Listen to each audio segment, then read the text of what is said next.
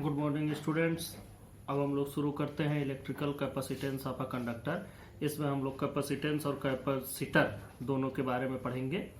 सबसे पहले आप लोग समझ लें कि इलेक्ट्रिकल कैपेसिटेंस क्या है। कैपेसिटेंस का मतलब होगा एबिलिटी टू होल्ड चार्ज, किसी भी कंडक्टर की एबिलिटी टू होल्ड चार्ज। इसका मतलब हम लोग लिखेंगे इसमें सीधा सिर्फ एक चीज, ability of a conductor to hold charge।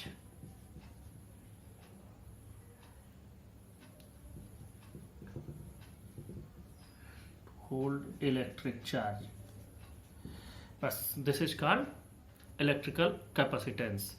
अब यहां पर एक बात समझने वाली है कि हमें क्यों जरूरत पड़ी चार्ज को होल्ड करने की। हमें जब कभी जरूरत पड़ेगी कि हमें एक साथ बहुत ह्यूज अमाउंट ऑफ चार्ज की जरूरत है, तो हमें वह चार्ज अगर कहीं कंप्रेस करके हम रखे होंगे तब हमको मिल सकता है।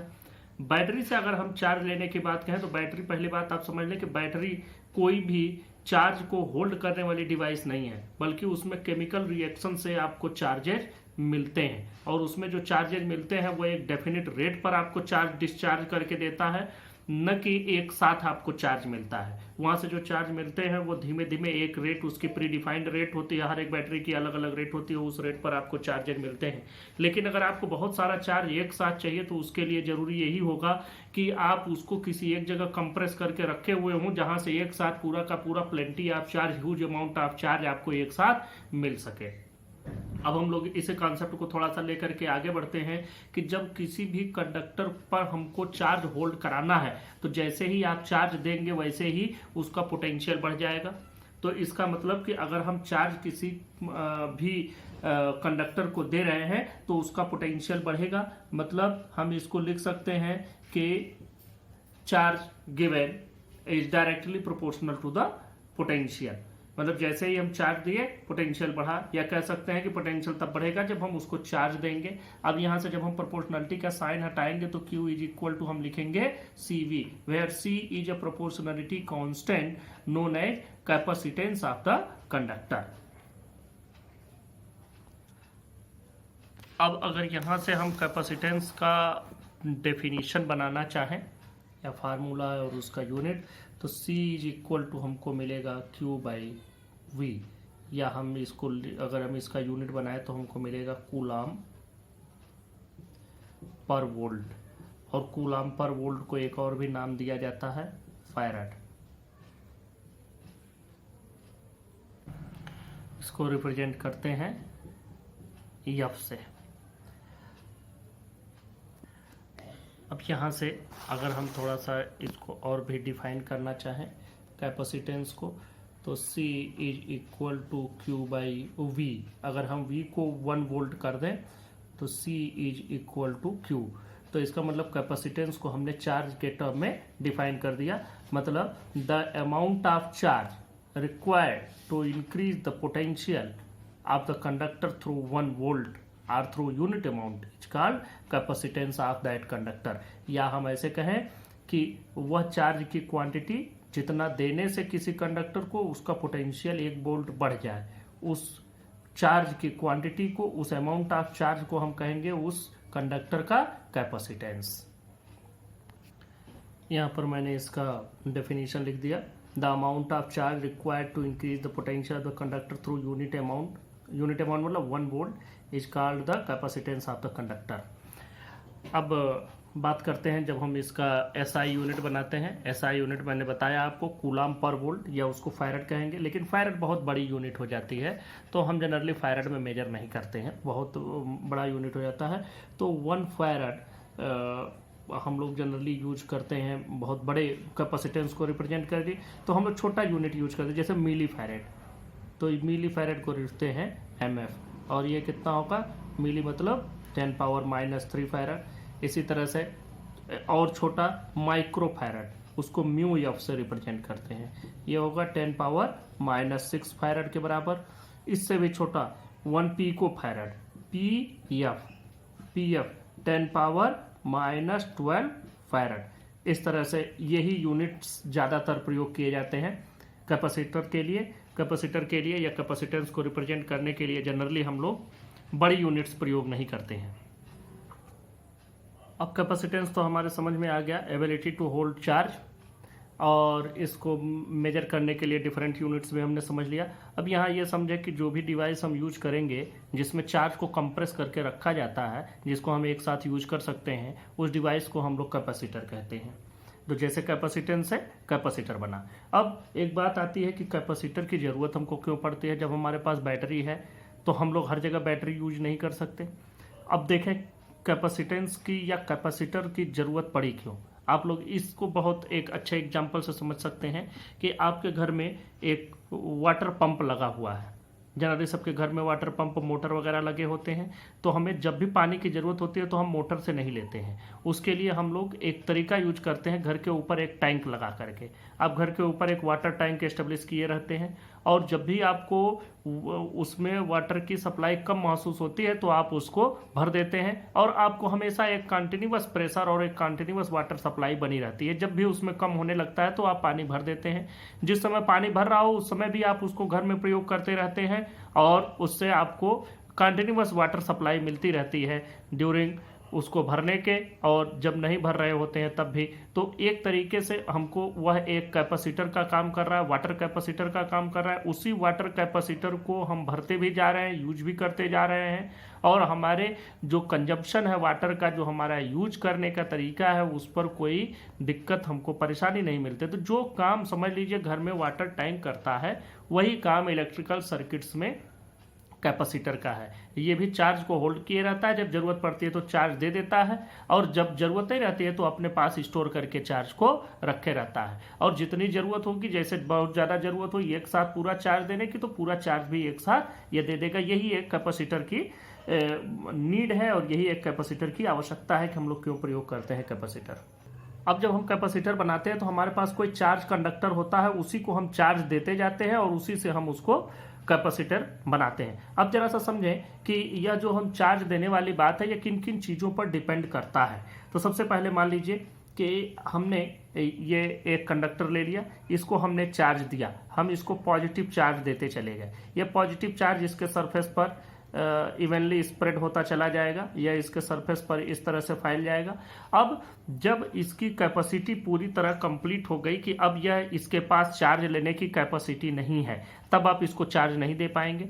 और अगर उसके बाद आपने इसको चार्ज दिया तो वो चार्ज कहाँ जाएगा, वो बिल्कुल उसी तरह से होगा कि जैसे अगर कोई वाटर टैप आपने खोल रखा है और उसके नीचे आप एक बाल्टी भर रहे हैं, पानी पूरा भर गया तो फिर पानी यहाँ से बाहर निकलना शुरू हो जाता है। यह वाटर जो आता है ये बाहर की ओर गिरना शुरू हो, जो लीक कहते हैं, लीकेज। तो वही चीज़ यहाँ भी होगी कि अगर इसको और भी ज़्यादा चार्ज आप दिए तो इसके चारों ओर का जो इन्वायरमेंट है, मान लीजिए एयर है, तो एयर है, क्या होगा, अब एयर का मॉलिक्यूल यहाँ पर है। अब एयर के मॉलिक्यूल में पॉजिटिव और नेगेटिव दोनों चीज़ें हैं, दोनों चार्ज हैं। अब इसमें इसके पास इधर की ओर नेगेटिव चार्ज और इसके थोड़ा दूर पर पॉजिटिव चार्ज हो जाएगा। अब अगर इसको इसकी कैपेसिटी से ज़्यादा चार्ज आप दिए तो वह चार्ज क्या होगा, इसमें से वाटर जो एयर का इसके पास जो मॉलिक्यूल है, उस एयर के मॉलिक्यूल को ये आयोनाइज कर देगा। जब इसके पास बहुत ज़्यादा चार्ज हो जाएगा तो इसके पास का पोटेंशियल बहुत बढ़ जाएगा, और यह इसके अगल बगल जो इसके नेबरहुड में, इसके पड़ोस में जो भी एयर के मॉलिक्यूल होंगे उनको ये आयोनाइज कर देगा। यह दो पार्ट में डिवाइड हो गया। तो जैसे एक चार्ज इसकी कैपेसिटी से हमने ज़्यादा दिया तो इसने एयर के एक मॉलिक्यूल को आयोनाइज करके उसमें से एक इलेक्ट्रॉन को एक्सेप्ट कर लिया। अब इलेक्ट्रॉन को एक्सेप्ट कर लिया तो यह जो हमने एक्स्ट्रा चार्ज दिया यह इसके साथ मिल करके न्यूट्रलाइज हो गया, और फिर इन्वायरमेंट में एक पॉजिटिव चार्ज यहाँ पर बच गया। अब मान लीजिए हमने दूसरा चार्ज इसको एक्स्ट्रा दे दिया, फिर दूसरा चार्ज हम एक्स्ट्रा दिए, या फिर अपने बगल के एयर मॉलिक्यूल को आयोनाइज कर दिया, आयोनाइज करके नेगेटिव वाले के साथ मिल करके न्यूट्रल हो गया, पॉजिटिव वाला फिर बाहर फ्री हो गया। तो इस तरह से आप प्लस इसको दे रहे हैं और ये प्लस यहाँ पर बाहर निकलता जा रहा है। ये बिल्कुल उसी तरह से है जैसे वाटर इसमें गिरा, इसकी कैपेसिटी से ज़्यादा हुआ तो बाहर निकलना शुरू हो गया। ये बाहर इसी फॉर्म में आता है कि जैसे इसको ज़्यादा दिया चार्ज, इसने अपने बगल वाले एयर मॉलिक्यूल को आयोनाइज किया, आयोनाइज करके उसमें जो नेगेटिव पार्ट होगा उससे खुद को न्यूट्रलाइज कर लेगा और उसके पास वाला जो पॉजिटिव आयन है वो बच जाएगा। तो इस तरह से जो इसको प्लस दिया गया वो बाहर एनवायरनमेंट में ऐसे मिलता चला गया। This is called leakage of charge, इसको हम लीकेज ऑफ चार्ज कहते हैं। तो यहाँ पर हमें एक बात समझ में आ रही है कि यह एक अपनी कैपेसिटी के बराबर कैपेसिटी से जब ज़्यादा दे रहे हैं तो ये अपने अगल बगल जो एयर के मॉलिक्यूल हैं उनको आयोनाइज कर रहा है। और एयर के मॉलिक्यूल को आयोनाइज करने का जो इसका सिस्टम है वो ये है कि एयर का मॉलिक्यूल आयोनाइज तभी होगा जब एयर के डाई इलेक्ट्रिक स्ट्रेंथ से ज़्यादा इलेक्ट्रिक फील्ड यहाँ बन जाएगा। ध्यान से समझें, जिस इलेक्ट्रिक फील्ड पर यहाँ एयर का मॉलिक्यूल आयोनाइज होना शुरू हो गया उस इलेक्ट्रिक फील्ड को हम लोग कहते हैं एयर के लिए डाई इलेक्ट्रिक स्ट्रेंथ। वह एयर का डाई इलेक्ट्रिक स्ट्रेंथ हो जाता है।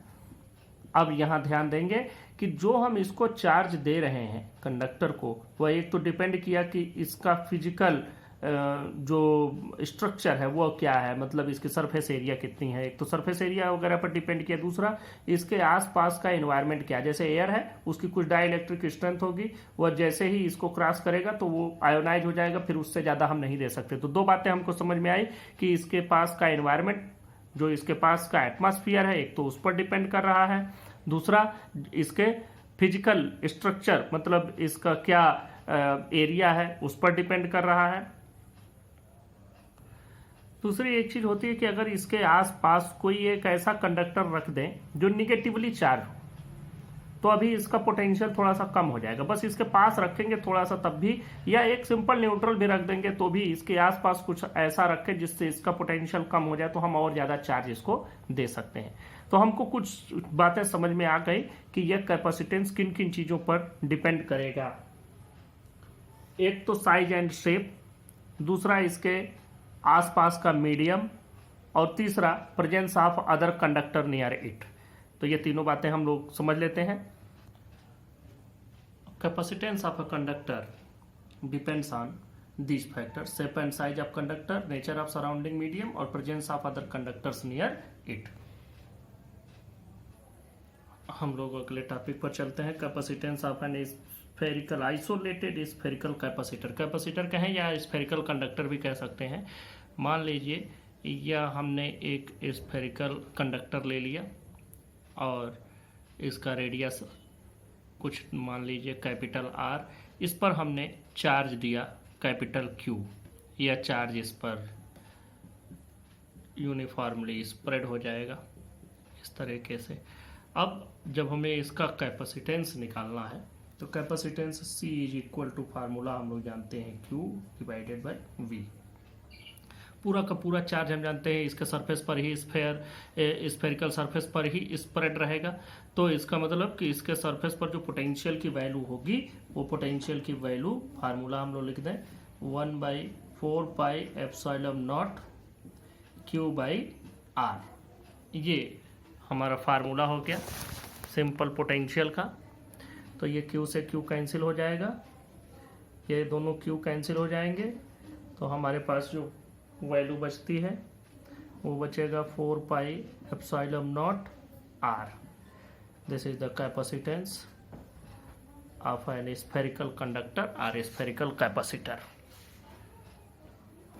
यहाँ हम ये भी देखते हैं कि यह जो इसका कैपेसिटेंस है यह सिर्फ और सिर्फ डिपेंड कर रहा है इसके रेडियस पर। ε0 तो इसका यहाँ हम लोग जानते हैं परमिटिविटी है, और दूसरी बात डिपेंडेंसी आर पर। आर बढ़ाते जाएंगे कैपेसिटेंस बढ़ता चला जाएगा। पैरेलल प्लेट कैपेसिटर प्रिंसिपल मतलब कैसे पैरेलल प्लेट कैपेसिटर बनता है इसको समझ लें। इसमें कुछ लिखने वाली चीज़ विशेष नहीं है, सिर्फ आपको समझने वाली चीज़ है। एक हमने चार्ज कंडक्टर, एक हमने सिंपल कंडक्टर लिया, यह हमारे पास एक कंडक्टर हो गया। अब इस कंडक्टर को हम कुछ चार्ज दिए, यह चार्ज इसके सरफेस पर स्प्रेड हो गया। जब हम इसको इसकी कैपेसिटी से ज़्यादा चार्ज देंगे तो लीकेज होना शुरू हो जाएगा। तो जब लीकेज होना शुरू हो जाए तो आप समझ लें कि ये इसकी कैपेसिटी हो चुकी है। अब हम इसको और ज़्यादा चार्ज नहीं दे सकते। अब हमको इसको और चार्ज देने के लिए इसका पोटेंशियल कम करना होगा। इसका पोटेंशियल कम करने का तरीका ये है कि या तो इस पर चार्ज हटा दीजिए, जो कम कर देंगे तो फिर कैपेसिटी घट जाएगी। तो हम इसके बगल में सिंपल एक और कंडक्टर ला करके रख देते हैं इसके ठीक पैरेलल हम एक दूसरा कंडक्टर रख देते हैं। कुछ नहीं करते, इस कंडक्टर को हम कुछ नहीं देते हैं। अब इस कंडक्टर पर पॉजिटिव नेगेटिव दोनों होंगे, क्योंकि प्लस और माइनस दोनों चार्जेज एक कंडक्टर के अंदर होते हैं। तो जो नेगेटिव चार्ज होंगे वो इस तरफ पोलराइज हो जाएंगे, एक तरफ आ जाएंगे। पॉजिटिव सारे यहाँ पर आ जाएंगे, सभी पॉजिटिव चार्जेज यहाँ आ गए। तो नेगेटिव चूंकि इसके नज़दीक आ गया है, तो इस नेगेटिव चार्ज की प्लेट की वजह से, इस नेगेटिवली चार्ज की वजह से इसका पोटेंशियल थोड़ा सा कम हो गया। अब हम इसको थोड़ा और चार्ज दे सकेंगे, लेकिन यह प्लस है जिसकी वजह से बहुत ज़्यादा कम नहीं होने पाया पोटेंशियल, लेकिन थोड़ा सा पोटेंशियल जरूर कम हुआ, क्योंकि आप लोग ये जानते हैं कि डायरेक्टली प्रोपोर्शनल टू पोटेंशियल। अगर पोटेंशियल कम होगा तो हम इसको चार्ज और दे सकेंगे। तो इसका मतलब अगर हम ये प्लस हटा दें पॉजिटिव चार्ज, तो हम इसको ग्राउंड से कनेक्ट कर देते हैं। जब आप इसको ग्राउंड से कनेक्ट करेंगे तो सभी के सभी जो पॉजिटिव चार्ज हैं इसके आउटर सरफेस पे, वो सभी ग्राउंड हो जाएंगे। ग्राउंड होने का तरीका क्या है कि ग्राउंड से इलेक्ट्रॉन्स आकर के इनको न्यूट्रलाइज कर लेंगे, क्योंकि पॉजिटिव चार्ज इमोबाइल होते हैं, वो मूव नहीं करते हैं, न्यूक्लियस के साथ जुड़े होते हैं। तो मटेरियल तो जाएगा नहीं ग्राउंड में, बल्कि ग्राउंड से नेगेटिव चार्ज आ जाएगा, नेगेटिवली चार्ज इलेक्ट्रॉन आकर के इनको न्यूट्रलाइज कर देंगे और इस जगह पर पूरा चार्ज खत्म हो जाएगा। अब देखें, जब यहाँ से पूरा नेगेटिव पॉजिटिव चार्ज खत्म हो गया, तो अब सिर्फ एक इसके बगल में नेगेटिवली चार्ज प्लेट बचा। अभी तक इस पर प्लस भी था, प्लस खत्म हो गया, सिर्फ ये नेगेटिव चार्ज बचे। तो अब इसका पोटेंशियल और कम हो गया, अब हम इस पर और चार्ज दे सकते हैं। तो आप समझे हमने इसको कैसे बढ़ाया। सबसे पहले हमारे पास सिंपल एक प्लेट था, एक कोई कंडक्टर था, इस पर हमने चार्ज दिया, इसका पोटेंशियल कुछ बढ़ा। अब अगर पोटेंशियल घटे तो हम और चार्ज दे सकेंगे। इसके बगल में दूसरा प्लेट रख दिया जिसके नेगेटिव चार्ज इसकी ओर खिंच गए और पॉजिटिव चार्ज दूसरे सरफेस पर आ गए। अब उसकी वजह से due to the presence of this negative charge इसका पोटेंशियल थोड़ा घट गया, थोड़ा और चार्ज हमने इसको दे दिया, थोड़ी कैपेसिटी और बढ़ी। फिर हम इसको ग्राउंड से कनेक्ट कर दिए, इसके सरफेस पर जो भी पॉजिटिव चार्ज थे उनको ग्राउंड से इलेक्ट्रॉन आकर के न्यूट्रलाइज कर दिए। अब इस पर कोई पॉजिटिव चार्ज नहीं है, सिर्फ नेगेटिव चार्ज है, जिसने इसका पोटेंशियल और घटा दिया, हम इसको और चार्ज दे सके। इस तरह से हम इसकी कैपेसिटी बढ़ाते चले गए और यही प्रिंसिपल है एक पैरेलल प्लेट कैपेसिटर बनाने का। अब पैरेलल प्लेट कैपेसिटर बनाने के लिए चाहे तो आप दो प्लेट ऐसे रख दें, दोनों की एरिया हो अच्छे खासे, या तो एक स्फेरिकल कंडक्टर आप रखें और उसको एक दूसरे स्फेरिकल कंडक्टर से ढक दें, एक के अंदर दूसरा स्फेरिकल कंडक्टर रख दें। अब आप एक पर पॉजिटिव चार्ज दे दीजिए, दूसरे को अर्थ कर दीजिए। आप इसको अर्थ कर सकते हैं, इसको अर्थ कर सकते हैं। जनरली जब हम स्फेरिकल कैपेसिटर बनाते हैं तो हम इनर प्लेट को, जो भी अंदर का कैपेसिटर होता है, जो अंदर के कंडक्टर होता है स्फेरिकल, उसको हम जनरली ग्राउंड से कनेक्ट कर देते हैं। इस तरह से आप सिलेंड्रिकल भी बना सकते हैं, एक सिलेंड्रिकल इस तरीके से बना सकते हैं, एक के अंदर दूसरा। अब अंदर वाले को आप ग्राउंड से कनेक्ट कर दीजिए, इस तरीके से आप बना सकते हैं। अंदर वाले को आपने ग्राउंड से कनेक्ट कर दिया और बाहर वाले पर आप पॉजिटिव चार्ज दे दिए। तो इस तरह से ये भी पैरेलल प्लेट हुआ, ये भी पैरेलल प्लेट हुआ, ये भी पैरेलल प्लेट हुआ। ये सभी इस तरह के पैरेलल प्लेट कैपेसिटर्स हम बनाते हैं। यही मेन फंक्शन है, यही मेन प्रिंसिपल है पैरेलल प्लेट कैपेसिटर का। अब जब भी हम पैरेलल प्लेट कैपेसिटर बनाएंगे तो पैरेलल प्लेट कैपेसिटर पर हम देखें कि यहाँ पर इलेक्ट्रिक फील्ड कितना होगा, इधर इलेक्ट्रिक फील्ड कितना होगा, बीच में इलेक्ट्रिक फील्ड कितना होगा। जरा इस पर हम लोग चर्चा कर लेते हैं। तो अगर दोनों प्लेट जो हमने रखा है, दोनों का अगर चार्ज डेंसिटी सेम, इस पर और इस पर, तो हम अगर इस जगह पर इलेक्ट्रिक फील्ड कैलकुलेट करें तो इस पॉजिटिव चार्ज की वजह से फील्ड इधर की डायरेक्शन में होगा, नेगेटिवली चार्ज प्लेट की वजह से फील्ड इधर की ओर होगा। तो जो नेट फील्ड यहाँ मिलेगा वह दोनों की वजह से मिलेगा। तो आपको मालूम है कि एक जो इस जगह पर लेफ्ट साइड में हम पाएंगे वो कितना पाएंगे इलेक्ट्रिक फील्ड, हम यहाँ पर E1 मान लेते हैं। तो E1 की वैल्यू हो जाएगी, पहले तो आप लिखें sigma by 2 epsilon not minus इस वाले को सिग्मा बाई 2 एप्सिलॉन नॉट, और ये वैल्यू कितनी हो जाएगी 0। इस जगह पर हमको 0 मिल गया। हम यहाँ पर फील्ड कैलकुलेट करते हैं यहाँ पर इसकी वजह से फील्ड इस डायरेक्शन में, इसकी वजह से फील्ड इस डायरेक्शन में, पॉजिटिव की वजह से फील्ड इस डायरेक्शन में, नेगेटिव पर इनवर्ड फील्ड। हमको मालूम है कि हम जो लेफ्ट डायरेक्शन वाला है उसको हम रिप्रेजेंट करते हैं नेगेटिव साइन से, राइट वाले को रिप्रेजेंट किए हैं पॉजिटिव डायरेक्शन से, पॉजिटिव साइन से। अब देखें यहाँ पर इसकी वजह से फील्ड आ रहा है, तो यहाँ पर अगर हम फील्ड कैलकुलेट करें E2, इसकी वैल्यू आएगी, अब देखें यहाँ से जो आएगा sigma by 2 epsilon not, sigma by 2 epsilon not, ये इनवर्ड हो गया मतलब लेफ्ट में है तो इसको नेगेटिव से ले लीजिए, और ये राइट में है तो मतलब plus sigma by 2 epsilon not. तो यहाँ भी फील्ड क्या हो गया, 0। तो हमको ये समझ में आ गया कि कोई भी पैरेलल प्लेट कैपेसिटर होगा, उस पैरेलल प्लेट कैपेसिटर के अपर साइड में और दोनों साइड में, जो दोनों अपर साइड होंगे वहां पर कोई भी इलेक्ट्रिक फील्ड नहीं होगा। इलेक्ट्रिक फील्ड सिर्फ एग्जिस्ट करेगा इन दोनों प्लेट के बीच में। और जब हम ये बात करते हैं कि इलेक्ट्रिकल जो इसमें एनर्जी स्टोर होती है, वो एनर्जी किस फॉर्म में स्टोर होती है, तो पैरेलल प्लेट कैपेसिटर या कोई भी कैपेसिटर हो उसमें एनर्जी स्टोर होती है इलेक्ट्रिक फील्ड के फॉर्म में। और वो इलेक्ट्रिक फील्ड कहाँ होता है, दोनों पैरेलल प्लेट के बीच में, पॉजिटिव टू नेगेटिव डायरेक्शन में इलेक्ट्रिकल फील्ड होता है। इसी फील्ड के फॉर्म में एनर्जी स्टोर होती है, मतलब energy stored in the capacitor is in the form of electric field lines between the two parallel plates. अब वो दोनों पैरेलल प्लेट आप सिलेंड्रिकल रख सकते हैं, स्फेरिकल ले सकते हैं, या सिंपल पैरेलल प्लेट ले सकते हैं। तो अगर हम बीच में यहाँ पर वैल्यू कैलकुलेट करें तो यहाँ पर आप देखें इस जगह पर E की वैल्यू अगर हम कैलकुलेट करते हैं, E3 मान लेते हैं यहाँ पर, तो यहाँ पर इस पॉजिटिव प्लेट की वजह से राइट डायरेक्शन में, नेगेटिव प्लेट की वजह से भी राइट डायरेक्शन में, दोनों की वजह से निगेटिव इसमें राइट डायरेक्शन में आ रहा है। तो हम sigma by 2 epsilon not, sigma by 2 epsilon not, और यहाँ पर जो टोटल फील्ड होगा वो हो जाएगा E3 is equal to sigma by epsilon naught, क्योंकि ये 2 और 2 कैंसिल हो जाएंगे।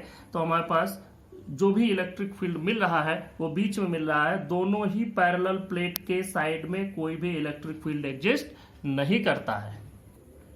अब हम एक पैरेलल प्लेट कैपेसिटर का कैपेसिटी यहाँ कैलकुलेट करते हैं कि इसका कैपेसिटेंस कितना होगा।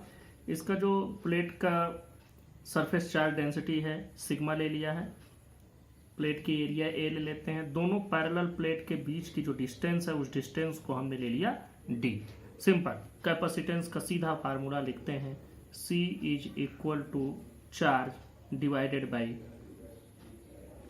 पोटेंशियल।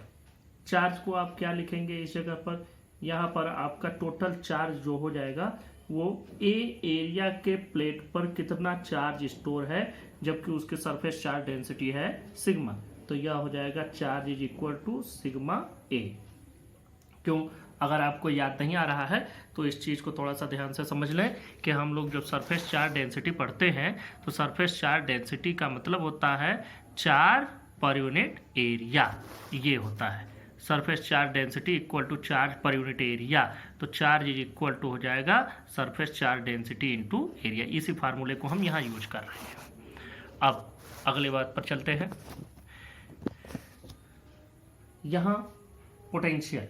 अब पोटेंशियल को हम लोग कैसे रिप्रेजेंट करें, तो हमको पोटेंशियल तो पता नहीं है, लेकिन इनके बीच में इलेक्ट्रिक फील्ड कितना है वो पता है, इनके बीच की डिस्टेंस भी पता है। तो पोटेंशियल और डिस्टेंस के बीच में और इलेक्ट्रिक फील्ड के बीच में भी एक फार्मूला है, वो फार्मूला हम लोग पढ़ चुके हैं। वो फार्मूला है E इज इक्वल टू, ये फार्मूला मैं यहाँ लिख रहा हूँ, E is equal to minus dV by dr। अब यहाँ पर देखें V की वैल्यू कितनी है, V ही मान लेते हैं, E की वैल्यू E मान लेते हैं, और डिस्टेंस यहाँ पर D हो जाएगा। मतलब यहाँ पर E इक्वल टू हम लिख सकते हैं माइनस V बाई डी, या V की जगह पर हम लोग लिख सकते हैं, V की जगह पर हम लोग लिख सकते हैं माइनस E इंटू डी। तो अब यहाँ पर हम पोटेंशियल की जगह पर ये वैल्यू रखने जा रहे हैं। E की वैल्यू भी अभी हम लोगों ने कैलकुलेट किया, E की वैल्यू हमको मिली थी सिग्मा बाई एप्सिलॉन नॉट।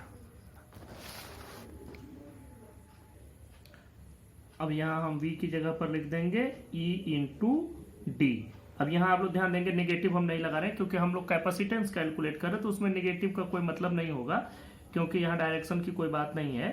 तो अब sigma A divided by E, ई की वैल्यू भी हमारे पास मिली हुई थी, ई की वैल्यू हम लोग पाए थे sigma by epsilon not into D.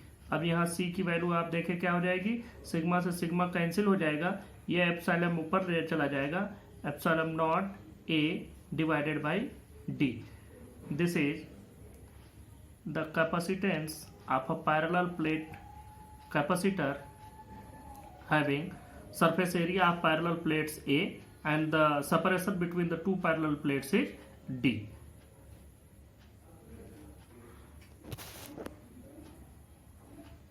अब यह फार्मूला हम लोग डिराइव किए हैं, इस फार्मूले से हम लोग थोड़ा सा इसको समझने की कोशिश करते हैं, एनालाइज करते हैं इसको कि यह कैपेसिटेंस किन किन चीज़ों पर डिपेंड कर रहा है। Capacitance is directly proportional to the surface area of parallel plates. जितना ज़्यादा सरफेस एरिया होगा कैपेसिटेंस उतना ही ज़्यादा होगा। और C is inversely proportional to the distance between the two parallel plates. अगर पैरेलल प्लेट के बीच में डिस्टेंस ज़्यादा होगी तो कैपेसिटेंस कम होगा, ये डिस्टेंस कम रखना होगा, प्लेट्स की एरिया ज़्यादा रखनी होगी, तब हमको मिलेगा। तो यहाँ हमको एक बात और भी समझ में आ रही है कि जो हमको शेप एंड साइज या फिजिकल स्ट्रक्चर पर जो डिपेंडेंसी है कैपेसिटेंस की, वो हमको समझ में आ रही है कि वो स्ट्रक्चर मतलब सेपरेशन और शेप मतलब एरिया ऑफ पैरेलल प्लेट्स, इन पर इसकी डिपेंडेंसी है। और इसी पर हम लोग किसी भी पैरेलल प्लेट कैपेसिटर की कैपेसिटी को डिपेंड करता है और इसी पर हम लोग कैपेसिटी को घटाते या बढ़ाते हैं। यहाँ एक बात और भी आपको बता दें कि एप्सिलॉन नॉट मतलब कि जो मीडियम है between the two parallel plates उस पर भी डिपेंडेंसी है। मतलब C also depends on the permittivity between permittivity of the medium between the two parallel plates. अब हम अगर इस पर ध्यान से समझें तो अगर एक पैरेलल प्लेट कैपेसिटर है जिसका प्लेट की एरिया और उसके बीच का सेपरेशन हम फिक्स कर चुके हैं, तो उसकी जो कैपेसिटेंस है वो डिपेंड करेगा उनके बीच के मीडियम पर। तो चूंकि हम फिजिकल स्ट्रक्चर में चेंज बहुत कम कर पाते हैं, तो बीच के मीडियम को चेंज करके देखना कि कैसे उस पर कैपेसिटेंस वेरी करता है और किस तरह के हम बीच का मीडियम बदल करके कैपेसिटेंस को बढ़ा सकते हैं। तो बीच के मीडियम में अभी तो हमने वैक्यूम रखा है और अब हम बात करते हैं कि इसके बीच में कोई भी हम दूसरा सबस्टेंस रखते हैं। तो दूसरा सबस्टेंस हम क्या रखते हैं, अगर आप इसके बीच में कंडक्टर रख देते हैं तो कंडक्टर रखने पर तो इनके बीच में फिर कंडक्टिविटी हो जाएगी, फिर तो ये एक ही प्लेट की तरह से बिहेव करने लगेगा। तो वहाँ पर फिर जो हम लोग इस पर चार्ज स्टोर कर रहे हैं वह बात यहाँ जो कैपेसिटर का प्रिंसिपल है उसके उलट हो जाएगी और ये सिंपल एक प्लेट की तरह से बिहेव करने लगेगा। तो हम लोग यहाँ पर इनके दोनों जो प्लेट है इनके बीच में एक सिंपल कंडक्टर नहीं रखेंगे, बल्कि इनके बीच में हम कोई इंसुलेटिंग मटेरियल रखेंगे। और जो इंसुलेटिंग मटेरियल हम लोग रखते हैं उस मटेरियल को हम लोग कहते हैं डाइइलेक्ट्रिक। अब इंसुलेटिंग मटेरियल हम इनके बीच में पुटअप करते हैं और देखते हैं कि उससे जो इसका कैपेसिटर का कैपेसिटी है वो किस तरह से घटती और बढ़ती है। अब देखें, जब हम लोग डाइइलेक्ट्रिक की बात करें तो डाइइलेक्ट्रिक क्या होता है उसकी डेफिनेशन हमने लिखी यहाँ, a material which does not allow the flow of charges through it. कोई भी ऐसा मटेरियल जिसके अंदर से चार्ज न, या जिसको आप इंसुलेटर कहते हैं, कुचालक कहते हैं, कि जिससे चार्ज न फ्लो हो सके, जिससे इलेक्ट्रिसिटी न फ्लो हो सके, उन सभी मटेरियल्स को हम लोग कहते हैं डाइइलेक्ट्रिक्स। अब यहाँ पर डाइइलेक्ट्रिक्स की बात आई है तो अब देखते हैं डाइइलेक्ट्रिक्स कितने टाइप का होता है। डाइइलेक्ट्रिक जनरली हम लोग जो यूज करने जाते हैं, जो हम लोग जनरली पढ़ते हैं, वो दो तरीके के डाइइलेक्ट्रिक पाते हैं। उन दो तरीके के डाइइलेक्ट्रिक में आप लोग समझें क्या क्या है। सबसे पहले जो नंबर 1 डाइइलेक्ट्रिक है that is polar dielectric. Polar dielectric.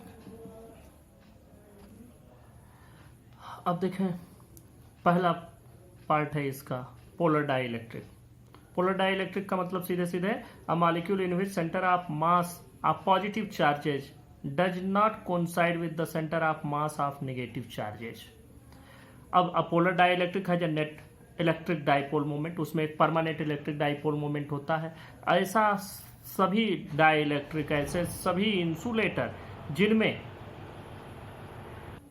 Positive और नेगेटिव चार्ज सिमेट्रिक नहीं होते, अनसिमेट्रिक होते हैं, मतलब उनकी सिमेट्री सही नहीं रहती है, उनका स्ट्रक्चर गड़बड़ रहता है, एक दूसरे के ऊपर कोइंसाइड नहीं करते हैं। जैसे फॉर एग्जांपल H2O का एग्जांपल लेते हैं, फॉर एग्जांपल H2O का जरा सा स्ट्रक्चर मैं आपके सामने बनाता हूँ।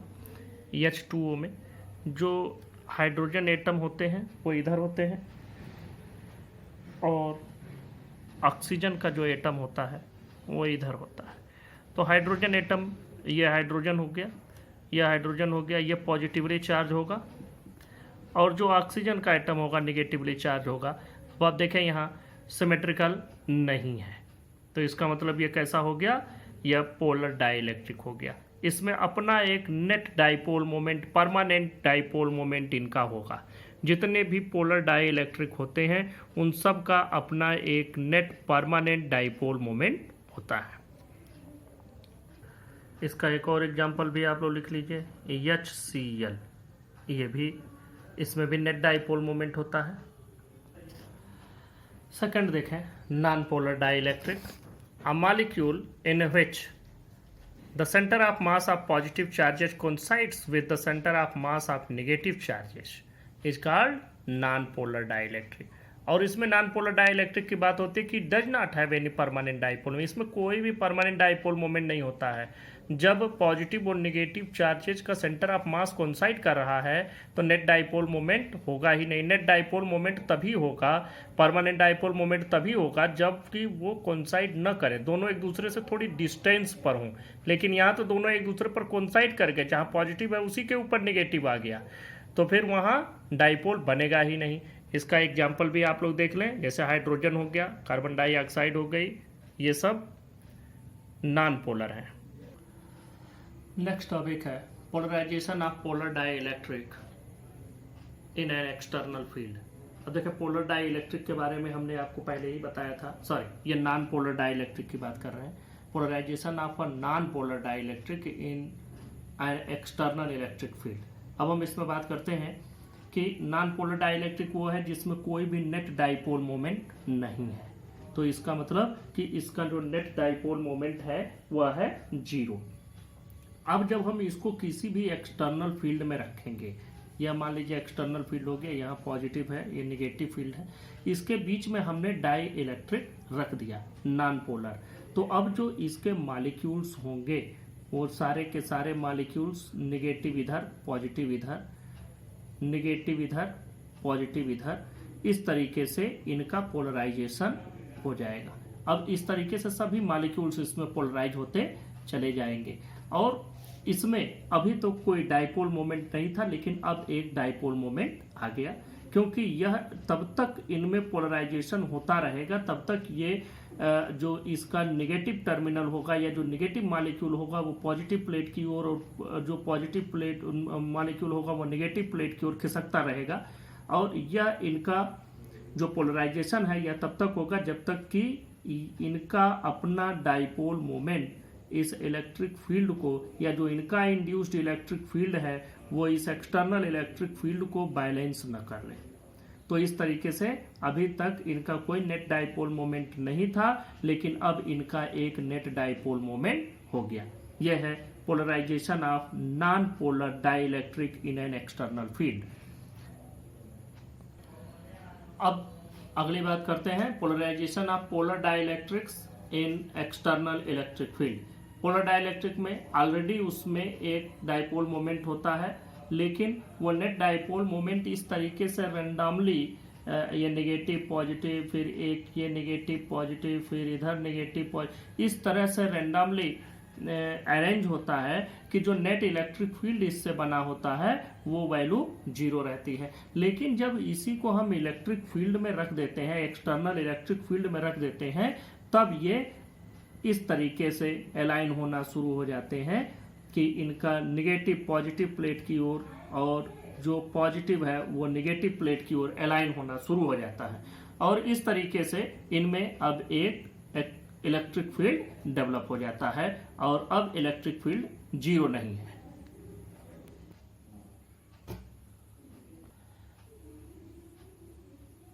यहाँ पर जो नेट इलेक्ट्रिक फील्ड होगा अब 0 नहीं होगा। अब ये इस डायरेक्शन में आप देख रहे हैं, इस तरीके से। और इसी तरह से चाहे पोलर हो चाहे नॉन पोलर हो, दोनों में ही एक जैसा ही होता है कि दोनों में ही इलेक्ट्रिक फील्ड है। इस इलेक्ट्रिक फील्ड के बीच में हमने डाइइलेक्ट्रिक रखा, वो डाइइलेक्ट्रिक अपोजिट डायरेक्शन में, ये पॉजिटिव प्लेट, ये नेगेटिव प्लेट, अब इसका नेगेटिव इधर और पॉजिटिव इधर, नेगेटिव इधर पॉजिटिव इधर, इस तरीके से यह तो हमारा एक्सटर्नल फील्ड हो गया, यह एक्सटर्नल फील्ड है। और यह जो बना है इसमें पॉजिटिव इधर नेगेटिव इधर, यह इंड्यूस्ड इलेक्ट्रिक फील्ड हो गया। यह हमेशा अपोजिट डायरेक्शन में बनेगा, चाहे यह पोलर डाइइलेक्ट्रिक हो चाहे नॉन पोलर डाइइलेक्ट्रिक हो, दोनों ही केस में एक ही जैसा होगा। यहाँ पर जो डाइपोल मोमेंट डेवलप हो रहा है, ये पर यूनिट वॉल्यूम कितना डेवलप हो रहा है, इसको हम लोग कहते हैं polarization density. Dipole moment per unit volume is called polarization density.